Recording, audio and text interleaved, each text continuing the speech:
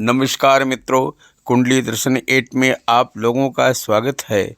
आइए जानते हैं दुर्वासा ऋषि ने माँ गंगा को श्राप क्यों दिया।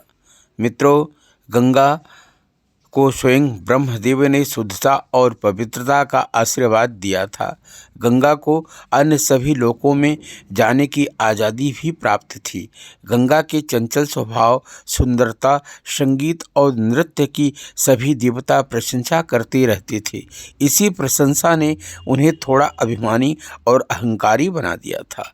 एक दिन जब गंगा ब्रह्मा, इंद्र, वरुण और कुबेर के साथ स्वर्गलोक में थी तो महान ऋषि दुर्वासा वहां आए। ऋषि दुर्वासा हमेशा से ही बहुत जल्दी उत्तेजित और क्रोधित होने के लिए प्रसिद्ध थे। हर कोई उनके आसपास बहुत सावधान रहने की कोशिश करता था ताकि उनका मूड अच्छा रहे, अन्यथा जो भी उन्हें परेशान करता था उसे वे श्राप दे देते थे। जब दुर्वासा स्वर्गलोक में भ्रमण कर रहे थे तो तेज हवा का झोंका आया और उनके शरीर पर लिपटा एकमात्र कपड़ा उड़ गया। जैसे ही दुर्वासा नग्न होने से बचने के लिए अपने शरीर पर कपड़ा वापस डालने की कोशिश कर रहे थे, हवा लगातार कपड़ा खींचती रही। गंगा दुर्वासा ऋषि के संघर्ष को देखकर हंसने लगी और वहाँ मौजूद सभी देवताओं ने सम्मान में अपना मुंह फेर लिया। ऋषि दुर्वासा ने जब गंगा की हंसी सुनी और देखा कि उनके शरीर पर ढकने के संघर्ष का आनंद ले रही है तो क्रोधित हो गए। हवा के थमने के बाद दुर्वासा ने खुद को फिर से अपने वस्त्र में लपेट लिया और फिर गंगा को संबोधित किया। हे गंगा, तुम अनादर करती हो, तुम संतों का उपहास करती हो। उच्च लोक में रहकर तुमने मर्यादा की कुछ बात नहीं सीखी। तुम्हें श्राप देता हूँ, स्वर्ग और उच्च लोकों को छोड़कर धरती पर नदी के रूप में रहना होगा।